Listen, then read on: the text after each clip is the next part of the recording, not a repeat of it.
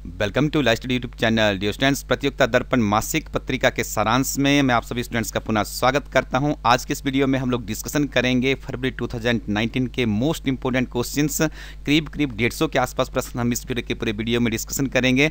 अब आपको पूरी की पूरी पत्रिका को पढ़ने की आवश्यकता नहीं है। यदि आपने पत्रिका को पढ़ लिया तो आपका क्विक सा रिवीजन होगा, सिंगल लाइनर की फॉर्म में होगा, और जो भी मुझे डिस्क्रिप्शन जायज़ लगेगी वो भी मैं आप लोगों के लिए इस पूरे के पूरे वीडियो में लेकर आया हूँ। आइए शुरू करते हैं।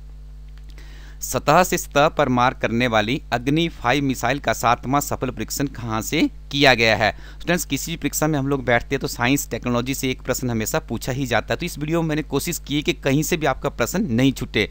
तो यहाँ पे अग्नि 5 की बात करें तो इसका अभी जो 7वां सफल परीक्षण किया गया वो कहाँ से किया गया है? डॉक्टर अब्दुल कलाम द्वीप है, कहाँ पर है? ये उड़ीसा में है। तो यहाँ से इसका सफल परीक्षण किया गया।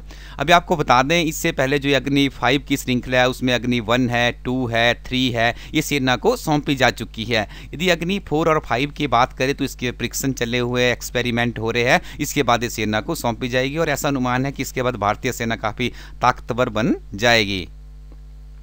यूरोप के एरियन स्पेस कंपनी के एरियर 5 VA रॉकेट के जरिए फ्रेंच गुयाना के कोरू स्थित प्रक्षेपण केंद्र द्वारा भारत में निर्मित किस उपग्रह का सफल प्रक्षेपण किया गया, जो कि देश में निर्मित अब तक का सबसे भारी उपग्रह है। स्टूडेंट्स, इस तरह के प्रश्न की बात करें तो बड़ी परीक्षाओं में पूछे जा रहे हैं। आप किसी स्टेट PSC की परीक्षा है या आप IAS की परीक्षा में अपीयरेंस देने जा रहे हो तो इतना बड़ा प्रश्न वहाँ पे बनता है, और छोटी परीक्षाओं में छोटा सा पूछा जाता है। यहाँ पे इतना सा प्रश्न पूछा जा सकता है कि देश में निर्मित अब तक का सबसे भारी उपग्रह कौन सा, तो उसका नाम क्या है? उपग्रह GSAT 11 है। और छोटी परीक्षाओं में इस तरह का प्रश्न भी पूछ लिया जाता है कि यूरोप के जो एरियन स्पेस कंपनी है एरियर 5, उनका किसके साथ में मिलकर उन्होंने क्या किया, कौन से केंद्र से उसका प्रक्षेपण किया।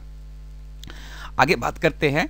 GSLV F11 के जरिए GSAT 7A का सफल प्रक्षेपण कहाँ से किया गया? देखिए, इसका जो सफल प्रक्षेपण किया गया तो ये किया गया सतीश धवन अंतरिक्ष केंद्र। ये कहाँ पर है? ये हरिकोटा में पड़ता है। और हरिकोटा जगह कहाँ पे है? आंध्र प्रदेश में है। और आपको ज्ञात होगा आंध्र प्रदेश सुर्खियों में भी है क्योंकि उससे तेलंगाना बना है, और तेलंगाना का भी अपना अस्तित्व है। तो आपने इसको भी थोड़ा सा इससे इंटरलेट कर लेना है। तो आंध्र प्रदेश में GSAT 7A इसरो का 65वां संचार उपग्रह था। इसरो काफ़ी अच्छा काम कर रहा है और मुझे उम्मीद ही नहीं, पूर्ण विश्वास है कि इसरो से संबंधित भी कोई ना कोई प्रश्न हमें देखने को मिलेगा। देश का सबसे लंबा रेल सह सड़क पुल बोगीबील ब्रिज किस नदी पर बनाया गया है? हाल ही में प्रधानमंत्री के द्वारा इसका उद्घाटन किया गया। देखिए, इससे बहुत सी कन्फ्यूजन्स हो गई थी स्टूडेंट्स को कि ये किस तरह का, देखिए रेल से सड़क क्या दोनों को कनेक्ट करने वाला है। रेल की भी वहाँ से लेके और सड़क व्यवस्था भी वहाँ से होगी, ऐसा पुल बनाया गया है। तो इसको बनाया गया है असम में। असम में एक प्रमुख नदी है जिसका नाम है ब्रह्मपुत्र नदी पे इसको बनाया गया है। और इसकी कुल लंबाई की बात करें तो 4.94 किलोमीटर इसकी लंबाई है। भारत का सबसे लंबा सड़क पुल कौन सा है? देखिए, जो ऊपर वाला है ये कौन सा है? रेल सा सड़क पुल है। यदि इससे मिलता जुलता प्रश्न था कि यदि आपको प्रश्न पूछा जा सकता है कि भारत का सबसे लंबा सड़क पुल कौन सा है, तो ये पुल है, इसका नाम है भूपेन हजारिका सेतु, जो कि असम नदी पर है। और लोहित नदी पर है। नदी का नाम भी आपने याद रखना है क्योंकि ऊपर मैंने आपको बताया जो रेल सा सड़क का है वो ब्रह्मपुत्र नदी पर है। इसकी बात करें हम लोग, जो भूपेन हजारिका सेतु है असम में, लोहित नदी पर है। और कुल लेंथ कितनी है इसकी? 9.150 किलोमीटर है।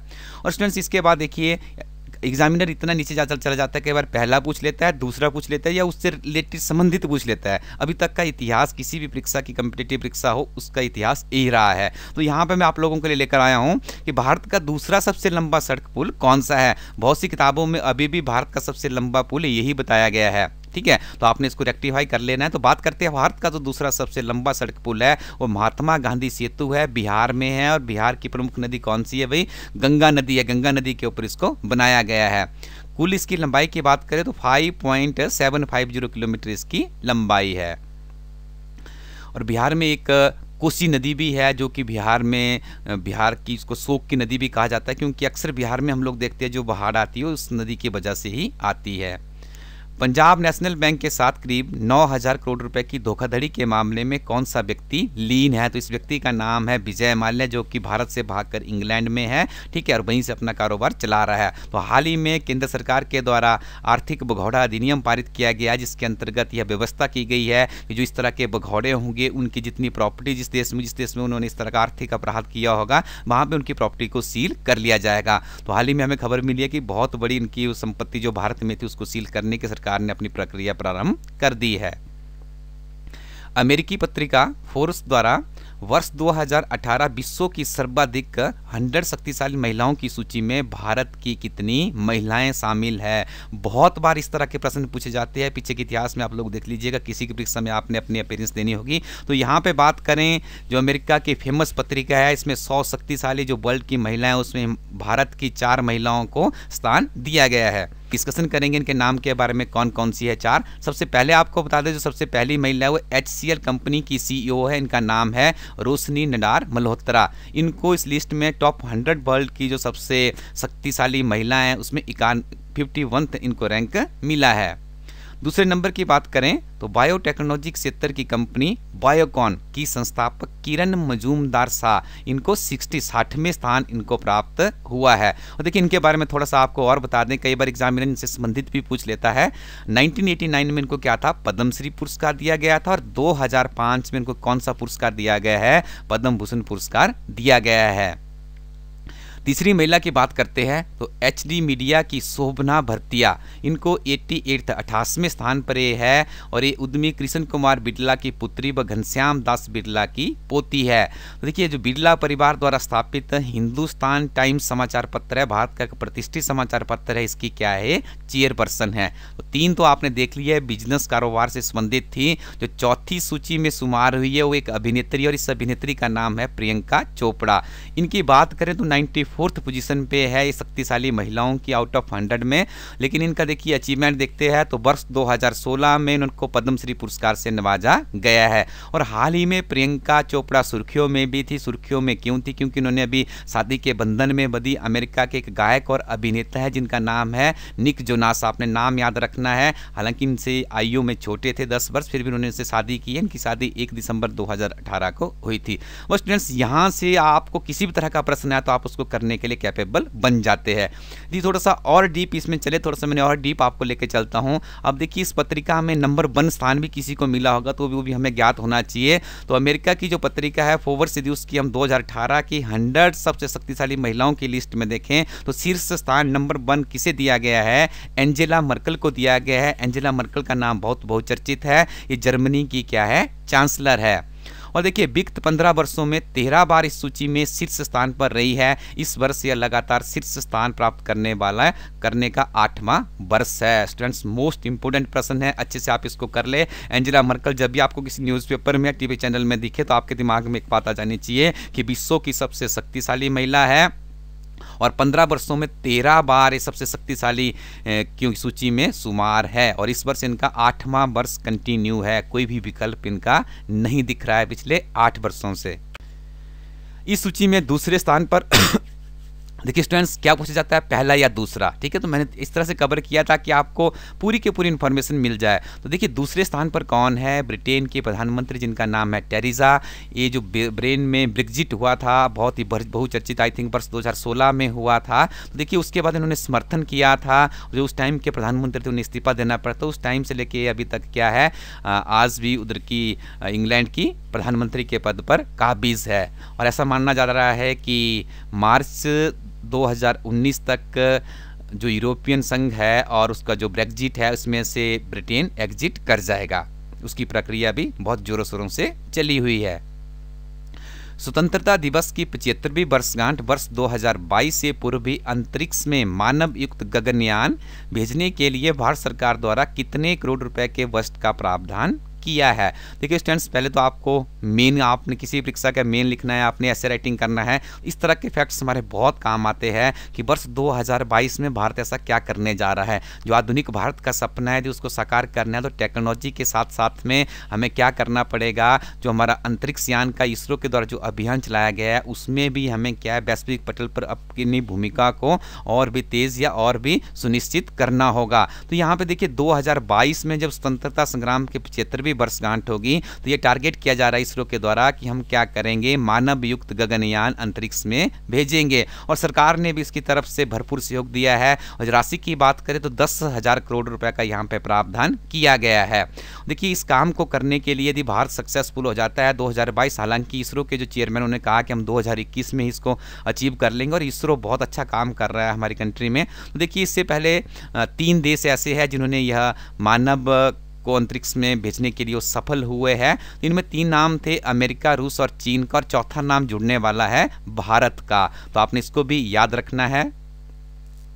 गृह मंत्रालय द्वारा पंजाब में सक्रिय खालिस्तान लिबरेशन फोर्स यानी KLF को आतंकी संगठन घोषित करते हुए इस पर पूर्ण प्रतिबंध लगा दिया है। खालिस्तान लिबरेशन फोर्स का गठन 1986 में भारत से अलग खालिस्तान राष्ट्र के गठन के लिए हुआ था। इस संगठन पर अनलॉफुल एक्टिविटीज प्रिवेंशन एक्ट 1967 की धारा 7 के तहत प्रतिबंधित किया गया है। और स्टूडेंट्स, बहुत से ऐसे संगठन हैं जिनको प्रतिबंधित किया गया है, लेकिन इस संगठन को पहली बार किसी सरकार ने यह हिम्मत की है कि KLF संगठन को भी क्या किया गया है, आतंकी संगठन के साथ में इनके तार होने के कारण इसे क्या किया गया है, प्रतिबंधित किया गया है। इस करंट अफेयर का पहला पार्ट तो ये था। सेकंड पार्ट हमने देखना होता है यदि आपने बड़ी परीक्षाओं की तैयारी करनी है, IAS से आप किसी स्टेट पब्लिक स्टेट का जो भी एग्जाम होता है उनका, उसमें सर्विसेज का एग्जाम है, उसमें यदि अपीयरेंस देनी है तो इसमें एक्ट पूछे जाते हैं, किस एक्ट के अंतर्गत ये कार्रवाई की जाती है। क्योंकि आपने एडमिनिस्ट्रेशन में जाना है, तो एडमिनिस्ट्रेशन विदाउट एक्ट या बिना कानून से बाहर नहीं जाता है। तो यहाँ पे देखिए अनलॉफुल एक्टिविटीज प्रिवेंशन एक्ट है। छोटी परीक्षाओं के विद्यार्थी इसकी फुल फॉर्म याद कर ले। UAPA क्या हुआ, अनलॉफुल एक्टिविटीज प्रिवेंशन एक्ट है, जो 1967 में बनाया गया था, और इसकी धारा 7 के तहत इस तरह के प्रतिबंध लगाए जा सकते हैं। और स्टूडेंट्स, आपको ज्ञात होगा दिसंबर में भारत की 3 विधानसभाओं में बहुत ही फेरबदल हुआ था। विधानसभाओं के चुनाव थे, और ये फेरबदल कहाँ कहाँ हुआ था और कौन कौन से वहाँ पे नए चेहरे सामने आए थे, इसके बारे में आपको क्विक रिवीजन करवा देता हूँ। माफ कीजिएगा। राजस्थान के मुख्यमंत्री की बात करें तो राजस्थान में पहले भारतीय जनता पार्टी की सरकार थी और वर्तमान में कांग्रेस की सरकार बनी है। और यहाँ पे मुख्यमंत्री बनाया गया है अशोक गहलोत को, और उप मुख्यमंत्री भी किसे बनाया गया है, युवा नेता है कांग्रेस के सचिन पायलट। इतना याद रखना है। यदि मध्य प्रदेश की बात करें, वहाँ पर भी जनता पार्टी से कांग्रेस ने सत्ता छीनी है, और वहाँ के मुख्यमंत्री की कमान किसे दी गई है, कमलनाथ जी को दी गई है। और स्टूडेंट्स, यदि बात करें तेलंगाना राष्ट्र समिति में, तो तेलंगाना मैंने आपको बताया आंध्र प्रदेश से बन के तेलंगाना खड़ा हुआ है, और ज़्यादा समय नहीं हुआ इसको बने हुए, 2014 में ही बना था। और यहाँ पे उस टाइम इसका जो निर्माण हुआ था, जब ये बना, तो वहाँ पे सरकार थी के चंद्रशेखर की, और के चंद्रशेखर की जो सरकार है ये दूसरी बार भी रिपीट करने में सफल हुई। हालांकि इन्होंने 6 महीने पहले ही वहाँ पर चुनाव करवा दिए थे। ठीक है, तो यहाँ पर देखिए दूसरी बार बन के आया तेलंगाना राष्ट्र समिति के नेता है के चंद्रशेखर। तो ये प्रश्न भी आपने याद करना है। और इसके बाद बात करें तो मिजोरम में थांगा मुख्यमंत्री बने, और छत्तीसगढ़ में भी भाजपा की सरकार थी जिसे चेंज करके कौन वहां पे आए, भूपेश बघेल मुख्यमंत्री बने हैं। स्टूडेंट्स, इन 4 करंट अफेयर्स में से आपको एक डेफिनेटली मिलेगा, जहां तक मेरा अनुभव है, अच्छे से इनके नाम आपने पढ़ लेने हैं।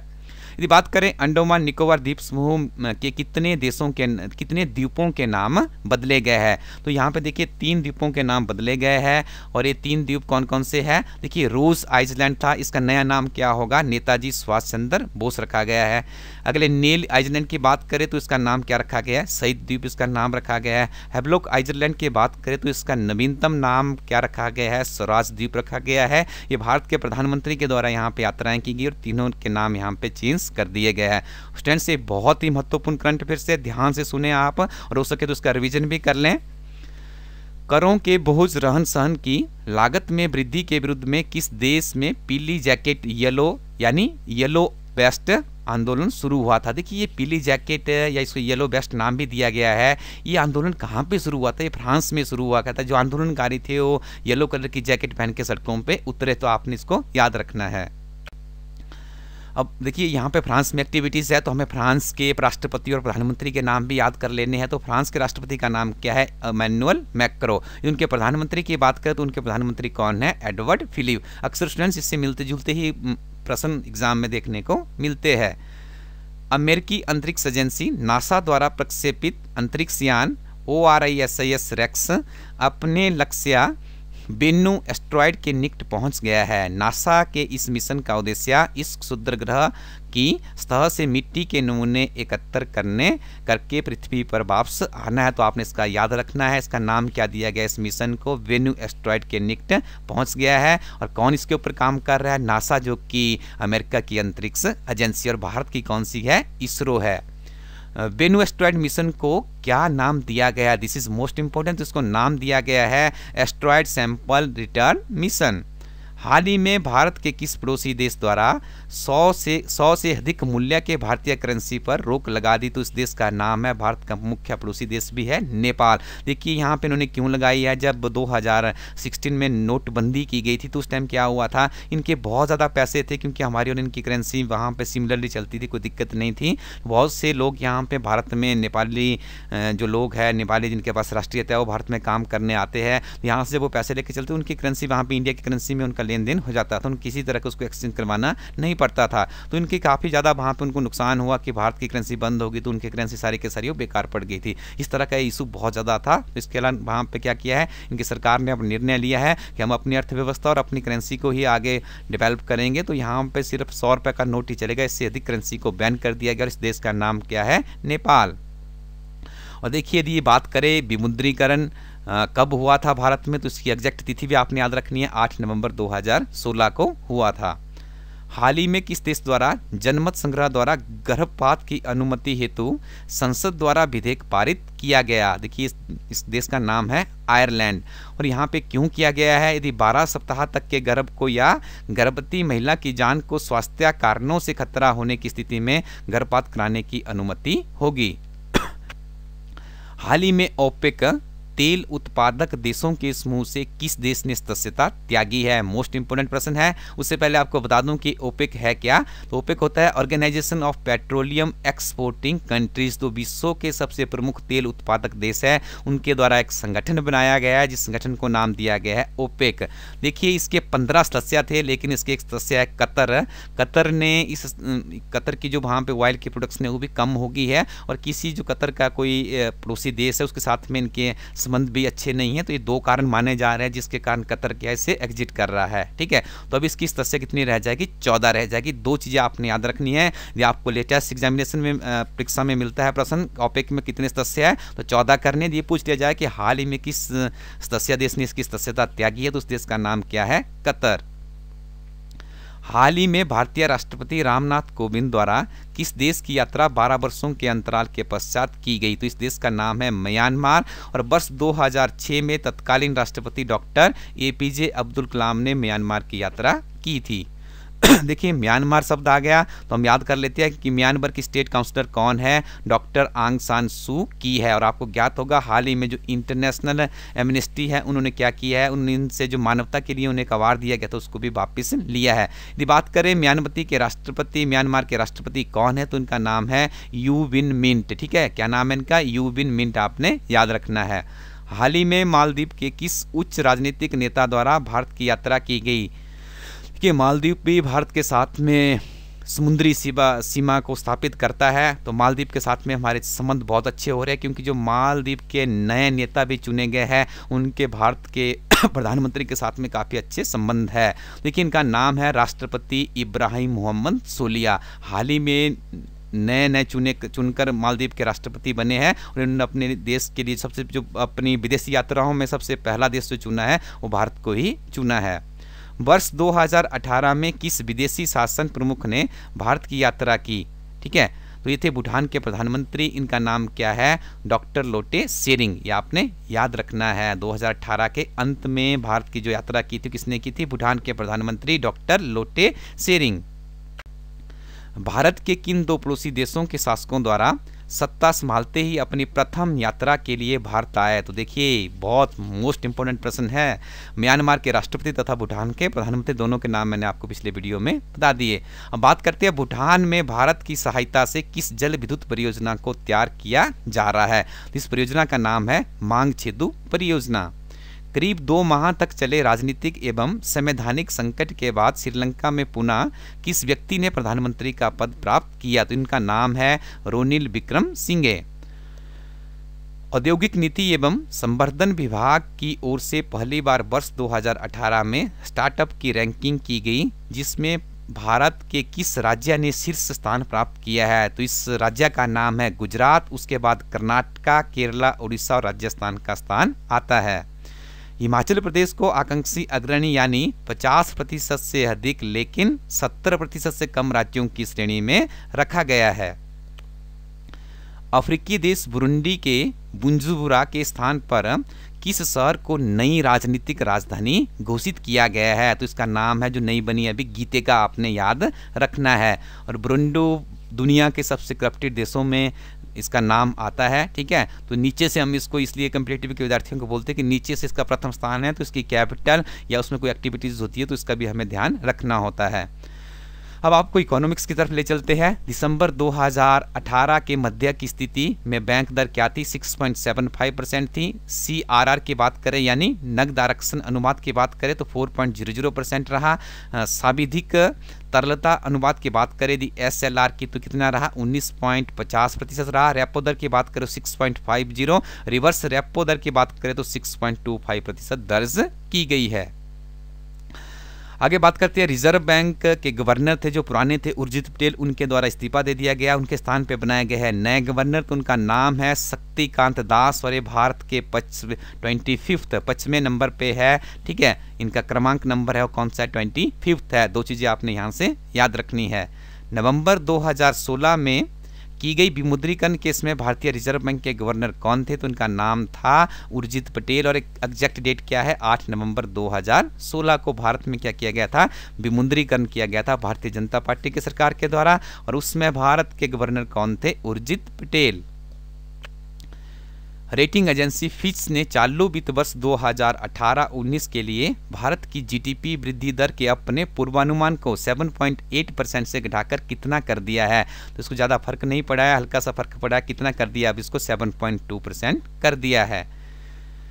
ईरान पर अमेरिका के प्रतिबंधों के बीच कितने देशों को ईरान से तेल आयात करने की छूट अमेरिका ने प्रदान की है? आपको ज्ञात होगा कि जो अमेरिका के पहले के राष्ट्रपति थे बराक ओबामा, उन्होंने क्या किया था? ईरान के ऊपर बहुत से प्रतिबंध लगाए थे, उनको बहाल कर दिया गया था। जब से डोनाल्ड ट्रंप आया तो उन्होंने अपने चुनाव अभियान में भी कहा था कि ईरान के ऊपर पुनः हम प्रतिबंध लगाएंगे, तो इन्होंने क्या किया? पुनः उसमें प्रतिबंध लगा दिए। लेकिन जैसे भारत जैसे कंट्रीज़ है तो ईरान उसका मेरे ख्याल से तीसरा सबसे बड़ा हमारा तेल का हमें आयात करता है, ठीक है। तो हम इसके बिना तो हम नहीं रह सकते। और इनकी एक बंदरगाह भी है जहाँ पे भारत बहुत ज़्यादा इन्वेस्टमेंट किया हुआ है। तो यहाँ पे क्या किया गया? एक अच्छी खबर दी गई है 8 कंट्रीज़ को, जिसमें भारत भी है। ये क्या कर सकती है? अमेरिकी प्रतिबंध ईरान के ऊपर लगने के बावजूद भी हम यहाँ से क्या कर सकते हैं? तेल के आयात कर सकते हैं। तो 8 देशों के नाम आपको जल्दी से बता देता हूँ।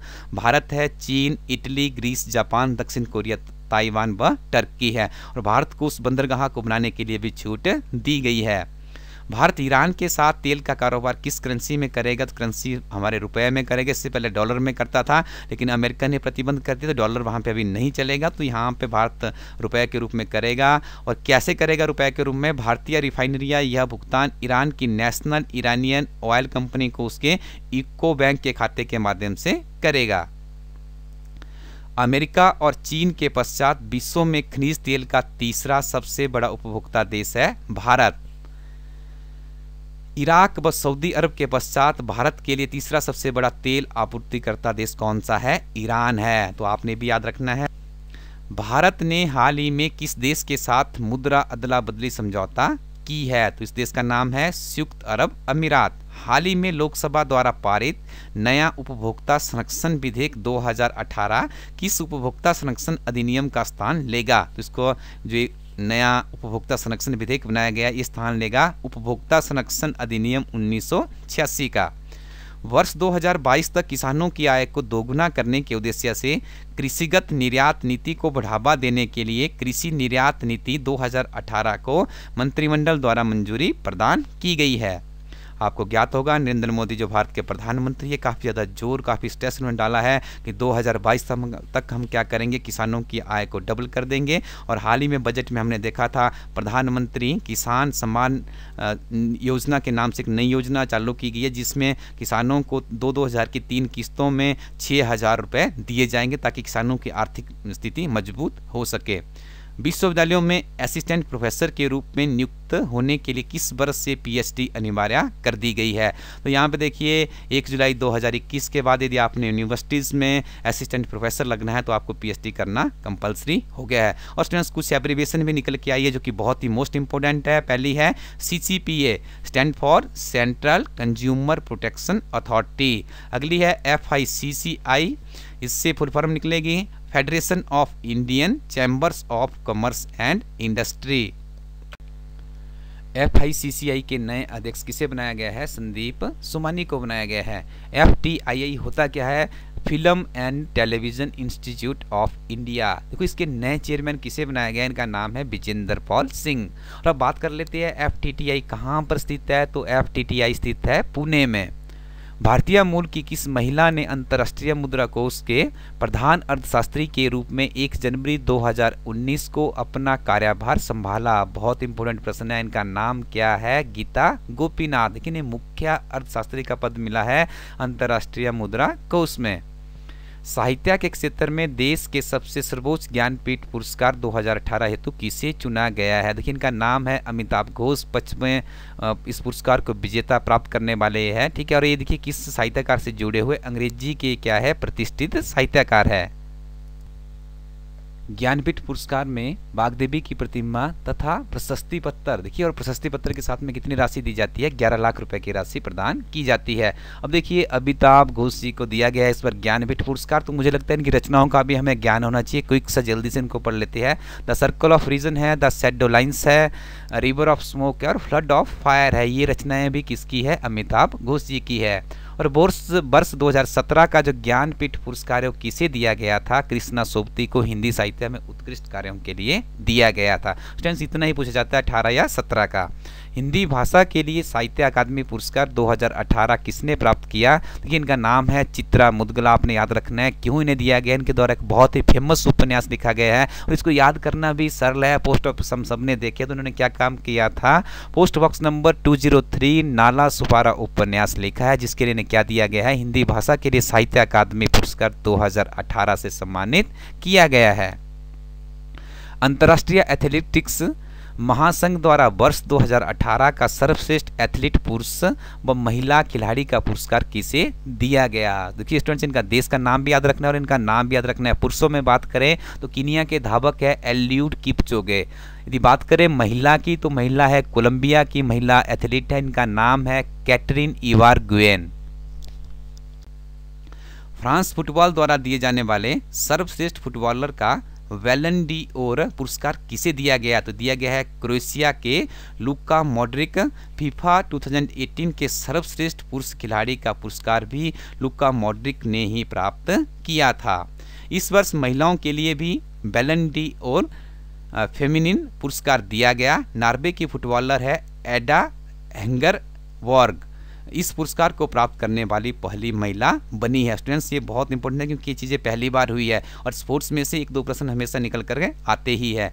अमेरिकी पत्रिका टाइम द्वारा time person of the year 2010 किसे चुना गया है? तो चुना गया है जमाल खशोगी। इनके ये भी सुर्खियों में थे। क्यों सुर्खियों में थे? क्योंकि इनकी हत्या इस्तांबुल तुर्की स्थित सऊदी दूतावास में अक्टूबर 2018 में कर दी गई थी। ऐसा माना जाता है कि जो सऊदी अरब के राजकुमार हैं उनके खिलाफ ही लिखा करते थे, उनके अगेंस्ट आवाज़ उठाते थे। मिस यूनिवर्स 2018 का खिताब किसने जीता? तो इनका नाम है फिलीपींस की 24 वर्षीय कैटरियोना ग्रे। वर्ष 2018 की मिस इंडिया वर्ल्ड वाइड प्रतियोगिता की विजेता है भारतीय मूल की अमेरिका सुंदरी श्री सैनी।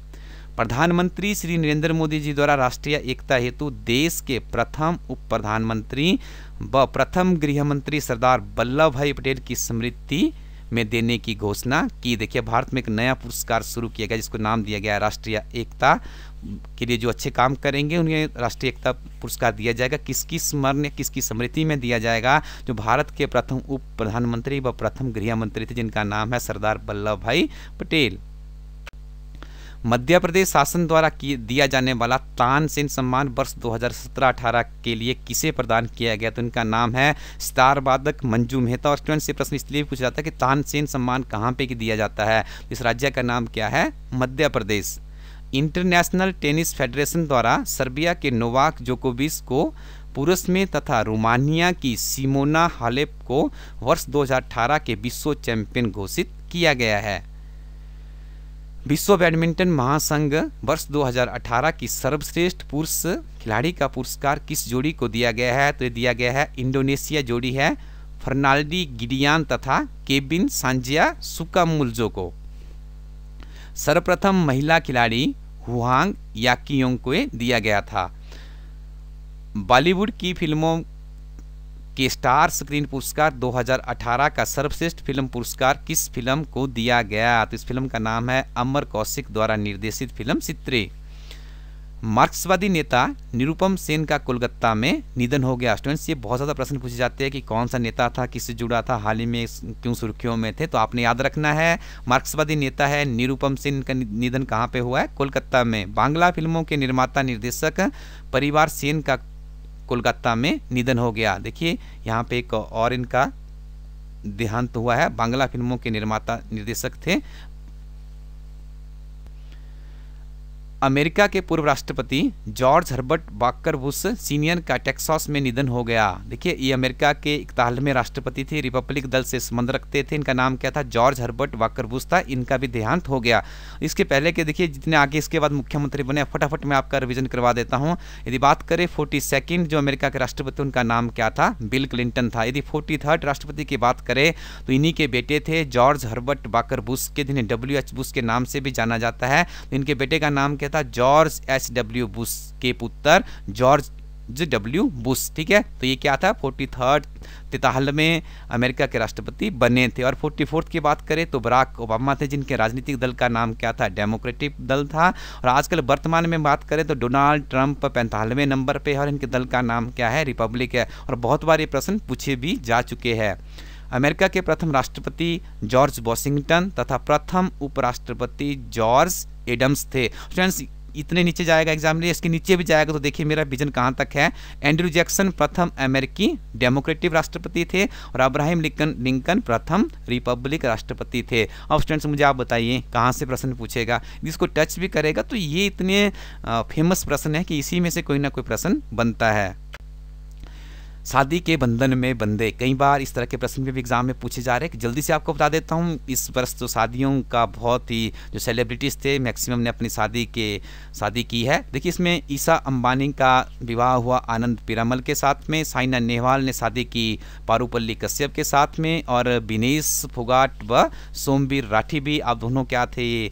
कुश्ती के खिलाड़ी है। तो इन दोनों भी शादी के बंधन में बंध चुके हैं। और प्रियंका चोपड़ा का मैंने आपको बता दिया कि अपनी आयु के 10 वर्ष छोटे अमेरिकी गायक व अभिनेता है निक जोनास के साथ में इन्होंने वैवाहिक बंधन में बंधे। रणवीर सिंह का किसके साथ में हुआ? दीपिका पादुकोण के साथ में भी वैवाहिक बंधन में बंधे हैं।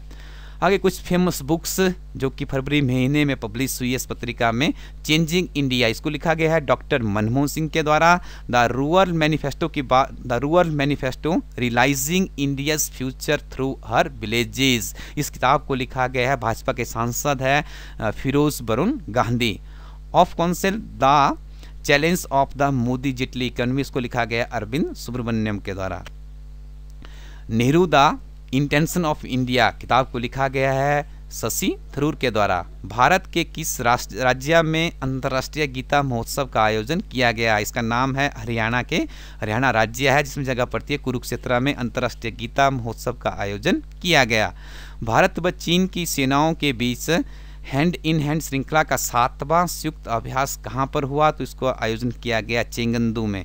भारत और अमेरिका कि वायु सेनाओं का संयुक्त अभ्यास स्कोप इंडिया 2018 कहाँ पर आयोजित हुआ? तो इसका आयोजन किया गया पश्चिम बंगाल में कलाईकुंडा व पानगढ़ वायु सैनिक केंद्रों पर। टेस्ट क्रिकेट में एक मैच में सर्वाधिक कैच पकड़ने का रिकॉर्ड किसके नाम है? तो ये रिकॉर्ड बना है अभी जैक रसेल के नाम, जो कि इंग्लैंड की है। 11 कैच इन्होंने डिविलियर्स दक्षिण अफ्रीका इससे पहले था, इनके नाम था। ठीक है, आगे भारत के ऋषभ पंत ने भी ऑस्ट्रेलिया के खिलाफ 11 कैच पकड़कर इस रिकॉर्ड की बराबरी कर ली है। भारतीय महिला क्रिकेट टीम के मुख्य कोच किसे नियुक्त किया गया? इनका नाम है WV रमन, ये पूर्व सलामी बल्लेबाज रहे हैं। 15वां फीफा क्लब विश्व कप फुटबॉल टूर्नामेंट का आयोजन संयुक्त अरब अमीरात में अबू धाबी व अल आइन में हुआ था। इसका खिताब स्पेन के रियल मैड्रिड ने UAE के LN क्लब को हराकर जीता। सौरमंडल से सबसे अधिक दूरी पर स्थित किस पिंड की खोज हाल ही में की गई है? इस पिंड का नाम है TG387। नीति आयोग द्वारा विजन डॉक्यूमेंट में वर्ष 2022-23 के लिए कितनी वार्षिक वृद्धि दर अनुमानित की है? तो इसका जो परसेंटेज है वो कितना है? 9% नीति आयोग के द्वारा विजन डॉक्यूमेंट में 2022 और 23 के लिए दर्शाया गया है। भारत की पहली महिला बैडमिंटन खिलाड़ी का नाम बताओ जिसने BWF वर्ल्ड टूर फाइनल में महिला एकल प्रतियोगिता में स्वर्ण पदक प्राप्त किया। इनका नाम है PV सिंधु। संयुक्त राष्ट्र संघ वर्ष 2019 को किस रूप में बनाया जाएगा? तो इसे बनाया जाएगा देसी भाषाओं का वर्ष, UN international year of indigenous language. संयुक्त राष्ट्र क्लाइमेट चेंज कॉन्फ्रेंस 2018 कहां पर आयोजित की गई? इसका आयोजन किया गया काटोविसे, पोलैंड में। पाकिस्तान की किस स्वर्गीय मानवाधिकार महिला कार्यकर्ता को वर्ष 2018 का संयुक्त राष्ट्र मानवाधिकार पुरस्कार प्रदान किया गया? इनका नाम है आसमा जहांगीर। और फ्रांस की राजधानी पेरिस में आयोजित वर्ष 2015 के सम्मेलन में यह निर्णय लिया गया 21वीं सदी के औसत तापमान में औद्योगिकरण के पूर्व वैश्विक तापमान को 2 डिग्री से अधिक की वृद्धि नहीं होने दी जाएगी और सदस्य राष्ट्र यह प्रयास करेंगे कि यह तापमान 1.5 डिग्री तक की सीमित रखा जाए। कार्बन उत्सर्जन में देखिए बात करें नंबर 1 पे चीन है, दूसरे पे बात करें तो संयुक्त राज्य अमेरिका है, तीसरे में यूरोपियन यूनियन है, चौथे पे आता है भारत का नंबर। यदि यूरोपियन यूनियन को हटा दे तो तीसरा देश कौन सा है? भारत बन जाता है। तो आपने इसको भी अच्छे से याद करना, जिस तरह से भी प्रश्न टेढ़ा भी आया तो भी आप उसको करने में सक्षम। और ये प्रश्न बहुत बार पूछा जा रहा है और बहुत सी पुरानी किताबों में यदि कार्बन उत्सर्जन में नंबर 1 पे है तो USA बताया गया, जबकि USA नहीं है। वर्तमान में कौन बन गया है? चीन बन गया है। महासागरीय जल का तापमान किसके मध्य में रहता है? 0 डिग्री सेल्सियस से 30 डिग्री सेल्सियस के बीच में रहता है। स्टूडेंट्स वीडियो थोड़ा बड़ा हो गया पर इन्फॉर्मेशन बहुत ही काम की थी, अच्छे से इसका रिवीजन भी कर लें। और स्टूडेंट्स यदि आप लोग कुछ उत्कृष्ट अध्ययन सामग्री ढूंढ रहे हैं तो आपको कहीं भी भटकने की जरूरत नहीं है। आप जाइए सीधे हमारे वेबसाइट पे। वेबसाइट का एड्रेस है www.elistudyco.in। इस वेबसाइट पे आपको पिछले 1 वर्ष के सिंगल लाइनर विद डिस्क्रिप्शन के साथ में करंट अफेयर्स 2 PDF में उपलब्ध है, जनवरी से जून और जुलाई से लेके दिसंबर तक। और इसके अलावा स्टूडेंट्स यदि आप हिमाचल प्रदेश में अलाइड सर्विसेज की परीक्षा में अपीयरेंस होने जा रहे हैं, TGT से या क्लर्क की परीक्षा है, तो ओल्ड क्वेश्चन पेपर्स भी इलाइट स्टडी यूट्यूब चैनल की टीम के द्वारा तैयार किए गए हैं। ये भी सॉफ्ट कॉपी में आपको ये प्रोडक्ट्स मिलेंगे elistudyco.in पर। और इसके अतिरिक्त स्टूडेंट्स बहुत सी हार्ड कॉपी भी जो अच्छी उत्कृष्ट पुस्तकें हैं वो भी आपको इस वेबसाइट पर मुहैया करवाई जा रही है। जैसे हेलिस पब्लिकेशन की बात करें, हिमाचल 316 की इंग्लिश मीडियम में बुक आती है, हिमाचल प्रदेश सामान्य ज्ञान के लिए काफ़ी अच्छी बुक है, हिंदी मीडियम भी उपलब्ध है। और स्टूडेंट्स इन किताबों को आप हमारे वेबसाइट से भी परचेज कर सकते हो elistudyco.in पर। इसके अलावा आप दर्पण पब्लिकेशन की किताब है, अच्छी किताब है, ओल्ड क्वेश्चन पेपर को भी कवर किया गया है, इस पुस्तिका का भी आप लोग लाभ उठा सकते हैं। और स्टूडेंट्स यदि राष्ट्रीय स्तर पे बात करें तो हमारी वेबसाइट पे आपको मिलेगा लुसेंट पब्लिकेशन की सामान्य ज्ञान के वस्तुनिष्ठ यानी ऑब्जेक्टिव टाइप में क्वेश्चंस दिए गए, काफ़ी अच्छी है। और देखिए एप्टीट्यूड के टेस्ट के लिए RK झा सर की बुक है, हरियंत इसको पब्लिश करता है, सामान्य बुद्धि एवं तर्क शक्ति परीक्षण। इसके अलावा भारत दर्पण सामान्य ज्ञान और सामान्य ज्ञान 2019, इसके अलावा भी बहुत सी पुस्तकें आपको हमारी वेबसाइट पर मिलेगी। यदि आप इन पुस्तकों